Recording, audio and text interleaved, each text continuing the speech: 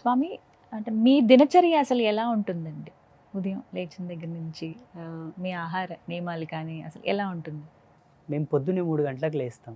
అది 3 గంటలకి. ప్రతి ఒక్క యోగి ధర్మం అది. ఆ, పొద్దు పొడవకన్నా ముందే నక్షత్రాలు ఉండగానే బ్రహ్మ గడియల్లో గంధర్వ వేళలో స్నానం చేసిన వాడే యోగి. ఉమ్, అలాగే పడుకొని సూర్య భగవానుడు వచ్చి తనని లేపినవాడు యోగి కాడు, భోగి. ఉమ్, సాధు ధర్మంలో అది ప్రథమ నియమం. ఉమ్, 3 గంటలకు లేచి 4 గంటల వరకు ఏకాంత ధ్యానం, 4 గంటలకు మళ్ళీ శుచి శుభ్రతలు చేసుకొని అమ్మవారి ఆరాధనలకు వెళ్ళడం, 6 గంటల వరకు అమ్మవారిని అంతా సర్వశోభాయమానంగా అలంకరించి అమ్మవారికి సర్వ కంకర్యాలతో పూజలు అర్చనాదులు చేసి భక్తులకై అమ్మ దర్శనం వదిలిపెట్టడం. అక్కడి నుంచి ఎవరైనా భక్తులు వస్తే వాళ్ళతో మాట్లాడడం, వాళ్ళకు సందేహాలు చెప్పడం, ఉమ్, వాళ్ళ కష్టకాలాలు వినడం, వాళ్ళకు వరాలు ఇవ్వడం, ఏదో మాకు తోచిన మంత్రమో తంత్రమో యంత్రమో ఇచ్చి ఇది ఉంచుకోండి బాగుంటారని చెప్పడం. ఇట్లా ఏదైనా ప్రోగ్రామ్స్, మీటింగ్లు, పూజలు ఎవరైనా ఇళ్ళకి పిలిస్తే వెళ్ళడం, ఉమ్, వాళ్ళకి ఆశీర్వాదం చేయడం. ఏమన్నా పెద్ద పెద్ద సాధు సంతుల సమ్మేళనాలు అవుతుంటాయి, ఉమ్, అటువంటి ప్రోగ్రామ్స్కి వెళ్ళడం. ఉమ్, మొన్ననే దుబాయ్ కూడా వెళ్ళొచ్చాను. ఓ, సంతోషం. ఉమ్, అది జగన్మాత కృప. అక్కడ వాళ్ళు నన్ను పిలిపించారు, నేను వెళ్ళాను. ఉమ్, అట్లా ఉమ్, ఈ విధంగా ఉంటుంది. మా ఆహార విహారాలు ఎలా ఉంటాయంటే ప్రతి యోగికిను ప్రతి సన్యాసికిను 3 ప్రధానమైన నియమాలు ఉంటాయి. ఏకభుక్తం, ఏకవస్త్రధారణం, ఏకశయన గతి. ఉమ్, కంచం పొత్తు మంచం పొత్తు ఉండకూడదు మాకు. ఉమ్. అంతా ఒకటే. ఆహారం అంటే ఏం ఏకభుక్తం, సాత్విక ఆహారమే, స్వల్ప ఆహారం అంత కొంత. ఓ అంతే. కుంభాలు కుంభాలు తినడం అంటే అది భోగత్వం అవుతుంది. ఉమ్, ఈ శరీర ధర్మాన్ని అనుసరించి తినడం కానీ లేకపోతే అది కూడా అవసరం లేదు మాకు. ఉమ్, దీనికి ఒక రిజర్వేషన్ ఉంది. ఈ శరీర నిర్మాణానికి ఒక ధర్మం ఉన్నది. ఉమ్, మా తల్లిదండ్రులు ఇద్దరు ఈ శరీరాన్ని నాకు ఇచ్చారు. ఉమ్, దీన్ని నడిపిస్తున్నది ఈ పంచభూతాలు. ఉమ్, ఈ శరీరం భూమి యొక్క ఆవరణంలో నడుస్తున్నది కాబట్టి అంత తినాలని ఒక ధర్మం, అంతే. ఆకలి కూడా మాకు పెద్ద ఏం ఇబ్బంది లేదు. పేరు మురళీకృష్ణ. నాకు సందేహం ఏంటంటే చాలామంది అదే పాపాలు చేస్తే అదే నరకానికి వెళ్తారు, పుణ్యాలు చేస్తే స్వర్గానికి వెళ్తారు అంటారు. నిజంగా ఇది జరుగుతుందా? ఒకవేళ జరిగిన ఒక పర్సన్ పాపాలు చేసిందనుకో, తను ఎన్ని జనరేషన్స్ వరకు అనుభవిస్తారు? ఇంతకుముందు మనం చెప్పుకున్నట్లనే పాపం యొక్క తీవ్రత బట్టి పీరియడ్ టైం పెరుగుతూ ఉంటుంది. అయితే ఇక్కడ పాపం చేసినోడు నరకానికి, పుణ్యం చేసినోళ్ళు స్వర్గానికి వెళ్తుంటారా లేదా అన్న కన్ఫ్యూజన్ అవసరం లేదు. It's a clear. భూమి ఆవిర్భావం చెంది మానవునికి విజ్ఞానం వికసితమైనప్పటి నుండి, శాస్త్ర సిద్ధాంత లిఖితమైనప్పటి నుంచి చెబుతూనే వచ్చారు, తప్పు చేయకండప్ప శిక్షల పాలవుతారు, నరకం కోతారని. ఇప్పుడు మీకు అది క్లియర్గా అర్థం కావాలంటే, మంచిగా ర్యాంకు తెచ్చుకొని మంచిగా మార్క్స్ వచ్చిన వానికి ఒక మంచి కాలేజీ లోపల సీట్ ఇస్తారు. ఆ కొరతో చిన్న చిన్నగా మార్కులు వచ్చిన వానికి ఇయ్యరు. ఎందుకు ఇయ్యరు? తక్కువ వస్తాయి కాబట్టి, మార్కులు తక్కువ వచ్చాయి కాబట్టి. అది జీవధర్మ సిద్ధాంతాన్ని అనుసరించి నువ్వు జీవించలేదు కాబట్టి, నీ ధర్మ నిడివిని అనుసరించి నువ్వు ఎక్కడికి వెళ్ళాలో అక్కడనే వెళ్ళాలి. జీవధర్మ సిద్ధాంతాన్ని అనుసరించి బ్రతికి ఉత్తమ స్థితిలో నువ్వు నడిచావు కాన నువ్వు ఎక్కడికి వెళ్ళాలో అక్కడికి వెళ్ళాలి. అది ఈ టైం సిస్టమ్ డిసైడ్ చేస్తుంది. కాలధర్మ సిద్ధాంతం, ఈ కాలానికి ఒక సిస్టమ్ ఉంటుంది, ఒక రూల్ ఆఫ్, ఆ రూల్ మెయింటెనెన్స్ చేస్తుంది దీని అంతని కూడా. సో ఇక్కడ ఏంటంటే ప్రతి జీవుడు కూడా ధర్మానికి తల వంచి ధర్మానికి అనుగుణంగా బ్రతకగలిగితే నరకం అనేది భూలోకానికి పరిచయం అవ్వదు. ఇక్కడ అది మనకు రాదు కూడా. నడవలేదు కాబట్టి నరకం మనకు పరిచయం అయింది ఇప్పుడు.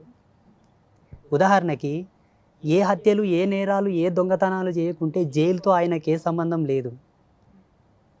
ఒక వ్యక్తి జైలుకి వెళ్ళాడు అంటే తప్పు చేయడం వల్లనే వెళ్ళాడు కదా. తప్పు చేయకపోతే జైలుకి ఆయనకు సంబంధమే లేదు కదా. చక్కగా ఇంట్లోనే జీవించవచ్చు, భార్య పిల్లలతో ఆరోగ్యంగా మంచిగా. అలాగే జీవుడు తప్పు చేశాడనే నరకానికి వెళ్తున్నాడు, చేయకపోతే పోడు కదా. ఒకవేళ తనకి ఈ శరీరం ఉన్నంత వరకు శరీరం మీద భయంకరమైన పాపాలు చేశాడు అనుకోండి, 7 జన్మల వరకు ఎంటాడుతుంది ఆ పాపం, వదిలిపెట్టదు. ఎన్ని పూజలు చేసినా వదిలిపెట్టదు. చాలామంది అంటూ ఉంటారు, అదే ఈ జన్మలు చేసిన ఏ జన్మలో తాకితే పాపాలు ఉంటారు, అది నిజం అంటారా? 100%. ఆ పాపం యొక్క ఉన్నతిని, ఆ స్థితిని బట్టి అవి తగులుతూ ఉంటాయి. అన్ని పాపాలు ఇదే జన్మలో అనుభవించాలని లేదు, అన్ని పాపాలు వేరే జన్మలో కూడా జనరేట్ అవుతాయని లేదు. అది పాపం యొక్క తీవ్రత, ఆ స్థితిని బట్టి. చూడండి, గోహత్య, బ్రాహ్మణ హత్య, సాధు హత్య మహాపాపం, ఎన్ని జన్మలకైనా అవి తీరవు.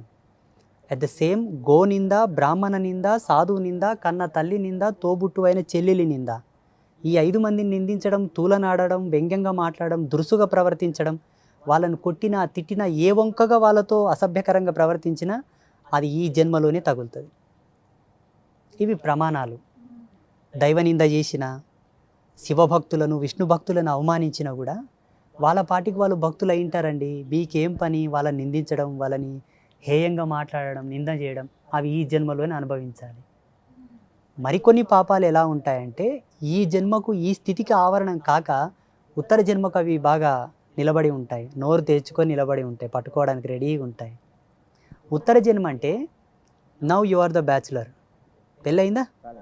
ఓకే, సారీ, పెళ్ళి కాలేదు, తెలుసో తెలియక అన్నాను. ఓకే, ఈ జన్మతో ఈ బాడీ ఆఫ్ స్ట్రక్చర్ తోటి నువ్వు ఏదైనా పాపం చేసావు అనుకోండి, ఆ ఆరా అంతా నీ పైన ఉంటుంది, ఆ జీవకళ. ఈ కళతో నువ్వు పిల్లల్ని కన్నావు అనుకోండి, నీ యొక్క శేషము నీ భార్య గర్భమునందు ప్రవేశించి బయటకు వస్తా చూసావా, అది అక్కడి నుంచి కూడా ఆ పాప అంకురం వస్తూ ఉంటుందన్నమాట. 100%. ఇంతో అంతో నువ్వు చేసింది డిపాజిట్ అవుతుంది నీ పిల్లలకు, బ్యాంక్ బ్యాలెన్స్ డిపాజిట్ అయినట్టు. అందుకేనండి మన సనాతన ధర్మంలో క్లియర్ కట్ ఒకటే ఉన్నది, ఎక్కడ పుష్కరాలు వచ్చినాయంటే వెళ్ళి స్నానం చేయండి.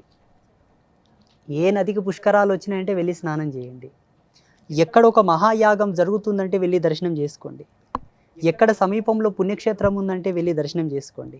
ఒక పుణ్యతీర్థంపు ప్రవహిస్తున్నది అంటే వెళ్ళి స్నానం చేయండి. ఇవన్నీ కూడా జన్మ ఉత్థాన పదమునకు సోపాన మార్గాలు. ఋషులు ఎంత కష్టపడి ఎంత దర్శనాలు తీసుకొని మన కోసం పెట్టారో అన్నీ చేసి పెట్టారు, కానీ అనుభవించడానికే మనకు చేతనవట్ల. మళ్ళీ పాపాలు, దోషాలు, కర్మలు అన్నీ ఉన్నాయి మనకు. అంటే అవి సందర్శనం చేత మనం చేసినటువంటి పాపాలు పోతాయండి? 100%. ఇప్పుడు ఒక వస్తువును రోడ్డు మీద పాడేస్తే దుమ్ము ధూళి ఆవరిస్తుంది, దాన్ని కిచెన్లోకి తెచ్చి కడిగితే పోదంటారా? పోతుంది కదా.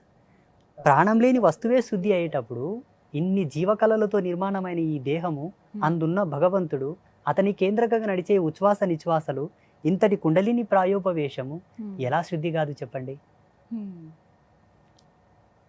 అవుతుందా కదా? 100%. మనం చేసుకోవట్లా, అనుభవించడంలా. ఎన్ని ఇచ్చారు మనకు వేద విజ్ఞానం లోపల భారతీయ ఋషులు. అబ్బా, ఈ ఈ ఈ సృష్టి అంతా ఇట్లే అంతమై మళ్ళా పునరుత్థానమైన కూడా ఇంతటి అద్భుతాలు జరుగుతాయో జరగవో. స్వామి, చాలా అంటే ఒక్కొక్కసారి ఆ దేవి దేవతల అనుగ్రహం అనేది ఎన్నో రకాలుగా అనుకుంటుంది. మీకు కలిగినటువంటి నిదర్శనాలు మాకేమైనా కొన్ని వివరిస్తారా? ఏ విధంగా అమ్మవారు మీతో పలికారు? యోగి యొక్క తన దర్శనాలను, తన యొక్క అనుభవాలను మీరు ఇంతవరకు వేరే గురువుల యొక్క అనుభవాలు విని ఉంటారు. అట్ ద సేమ్ అలాగే నన్ను అడుగుతున్నారు. ఇవి గుప్త రహస్యాలు. అంటే ఇట్లా కెమెరాల ముందు చెప్పడం అంత సమంజసం కాదు. ఇలా చెప్పడం అనే కోణం ఎలా ఉంటుందంటే అనేక మంది దీన్ని చూస్తారు. వాళ్ళు ఏ అవస్థలు ఉండి చూస్తారో. కొంతమంది టాయిలెట్లో ఉండి కూడా యూట్యూబ్ చూసేవాళ్ళు ఉంటారు. వాళ్ళకి ఎటు ఏం చూడాలో కూడా తెలియదు కదా. అయ్యో స్వామీజీ ఏదో చెప్తున్నాడో క్లిక్ చేసి అక్కడ వింటునే వాళ్ళు ఉంటారు. కొందరు పడక గదిలో వినేవాళ్ళు ఉంటారు. ఆయన ఏ స్థితిలో ఉన్నాడో ఆయనకు సంబంధం లేదు, ఏదో బోర్ కొట్టియో పని లేకనో వింటూ ఉంటాడు. మీరు అడిగిన ప్రశ్న ఇది అనితర సాధ్యమైనటువంటి యోగ మర్మం. ఇది చాలా మార్మికమైనది. అమ్మవారు నాకు ఇచ్చినటువంటి దర్శనం అనుకోండి, నాకు వచ్చిన అనుభవాలు అనుకోండి. ఇలా కాకుండా దాన్ని తెలుసుకోవాలని ఉత్సుకు ఎవరికైనా ఉంటే ఒక పద్ధతిగా అట్లా అడిగితే చెప్పవచ్చు. మాకేముంటుందామంటే మా సాధు ధర్మం లోపల తన అనుభవాలను యోగ్యుడైన శిష్యుడికే ధారబోయాలని ఉన్నది. తన యొక్క అనుష్ఠాన సంబంధితమైనటువంటి వ్యక్తికి కానీ, తన యొక్క మత పరంపరకు సంబంధించిన వ్యక్తి కానీ, తన యొక్క పీఠ పరంపరకు సంబంధించిన వ్యక్తి కానీ, తన చేత శిష్యరికం పొందిన వాడికి కానీ ధారబోయాలి తన అనుభవాలు. అయోగ్యంగా దేన్నే గనక ఇస్తే ఆ పాపం మాకు తగులుతుందని మా నియమం. ఏమనుకోకండి. అయ్యో పర్వాలేదండి, నొప్పిస్తే క్షమించండి. అమ్మవారు జగన్మాత నా యందు ప్రత్యక్షమైనదా కాదా అని మీకు అనుమానం మొత్తం సంపూర్ణం కావాలనుకుంటే, నివృత్తి కావాలనుకుంటే, అంబాత్రయ క్షేత్రం అనే పేరు ఈ జగతిలో ఎక్కడ లేదు. అంబాత్రయ క్షేత్రం అనేది శాస్త్రీయమైనదా అశాస్త్రీయమైనదా మీరు సిద్ధాంతులను అడగండి, ఎవరినన్నా సాంఖ్యశాస్త్ర నిపుణులను అడగండి, జ్యోతిషులను అడగండి. వేద విజ్ఞానం తెలిసిన వాళ్ళు అంబాత్రయ క్షేత్రం మీద ఎంత గొప్ప నిర్వచనం ఇస్తారో. ఆ పేరుని ఏ గ్రంథంలో కానీ ఏ గ్రాంధికంలో కానీ మేము చూడలేదు. ఆ జగన్మాతను అడిగితే ఈ రోజు అడిగాం, మరుసటి రోజు అమ్మ ముందు ఆ పేరు వచ్చింది. ఆ పేరు లిఖితం చేసి ప్రాణప్రతిష్ఠ చేసి పట్టాభిషేకం చేశాం. ఆ క్షేత్రంలో పేరు కానీ, అక్కడ స్థాపితమైన అమ్మవార్లు కానీ, అక్కడ ఒక రుద్రశూలం ఉంటుందమ్మా, చాలా అద్భుతం అది. ఆ రుద్రశూలం కానీ 7 జీవనదుల జలాలతో ప్రాణప్రతిష్ఠ చేయబడ్డ కోనేరు, కూర్మాకారపు కోనేరు, మన పీఠంలో గోమాత కళ్యాణం చేస్తాం ప్రతి సంవత్సరం. ఓ అదొక అద్భుతం. ఉమ్, అంబాత్రయ క్షేత్రంలో ప్రతిదీ అద్భుతమే. ఉమ్, అక్కడ ముగ్గురు అమ్మలు 3 కలర్లతో ఉంటారు, బ్లాక్, ఎల్లో, రెడ్. ఉమ్, మహాకాళి, మహాలక్ష్మి, మహాసరస్వతి. ఉమ్. ఈ ముగ్గురు అమ్మల్లాగానే అక్కడ ఒక కుక్క ప్రసవించిన 3 కలర్లతో పుడతాయి, ఒక గోవు ప్రసవించిన 3 కలర్లతో పుడతాయి, ఒక ఆ. పిల్లి ప్రసవించిన 3 కలర్లతో పుడతాయి. ఆ, ఆశ్చర్యం.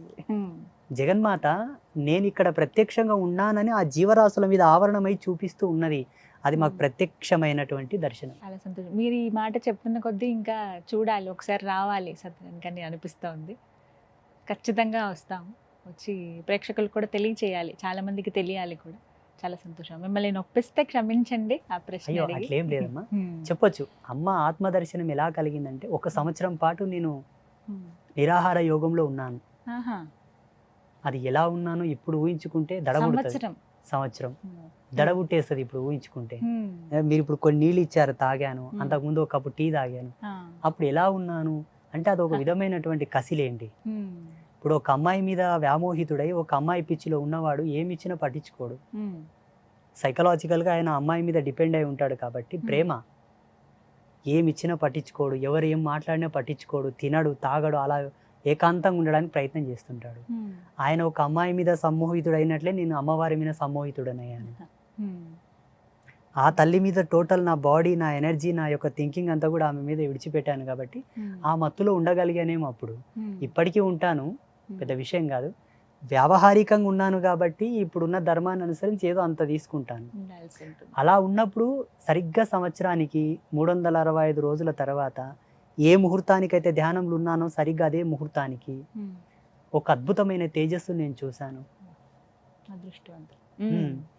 ఆ తేజస్సుతో నేను సంభాషించిన సంభాషణలు లోక కళ్యాణ కారకములు. ఉమ్, నేనేం చేయాలో నాకు అవగతమైనది, ఉమ్, నేను ఎలా ఉండాలో నాకు అవగతమైనది. ఉమ్, ఆ వాక్కును అనుసరించి ఇప్పటి వరకు ఉన్నాను. నన్ను చాలా మంది అడుగుతారు, నువ్వు చీర కట్టుకున్నావని. ఉమ్, ఇది చీర కాదు, ఏకవస్త్రం, కుట్టని బట్ట, ఉమ్, మడిపంచనే. ఉమ్, జగన్మాత యొక్క దీక్ష నియమావళిని అనుసరించి కుంకుమ కలర్ పంచె కట్టాలి కాబట్టి అరుణకాంతి, ఉమ్, అరుణవర్ణం, ఎర్రవర్ణం. ఉమ్, నా అలంకారము, నా శిఖాబంధనము అంతా కూడా అమ్మ యొక్క ప్రసాదితం, అమ్మ యొక్క వాణి. ఉమ్. అమ్మ చెప్పినట్టుగానే మీరున్నారు. ఉమ్. అమ్మ చెప్పకపోయినా నాకు అనుభవాలు వచ్చినాయంటే కూడా భగవత్ ప్రసాదితమే కదా. అవును. ఒక వ్యక్తికి ఒక ఆలోచన వచ్చిందంటే జ్ఞానం ఎందే ఉత్పన్నం అవ్వాలి. ఉమ్, దీనికి కేంద్రకం మహాసరస్వతి. ఆమె అనుగ్రహం ఉంటే తప్ప ఇది పనిచేయదు. ఉమ్, మెంటల్గా మనం డిస్టర్బ్ అవుతున్నామంటే ఆ సరస్వతి యొక్క అనుగ్రహం తగ్గినట్టు లెక్క. ఉమ్, సైకలాజికల్గా ఆయన పిచ్చి పిచ్చి చేష్టలు చేస్తున్నాడు అంటే తప్పకుండా సరస్వతి శక్తిపాతం చేసి ఆయన మంచిగా అవుతాడు. ఉమ్, శక్తిగా లేడు, దృఢంగా లేడు, అంగవైకల్యంతో ఉన్నాడంటే మహాకాళి శక్తిపాతం చేయాలి.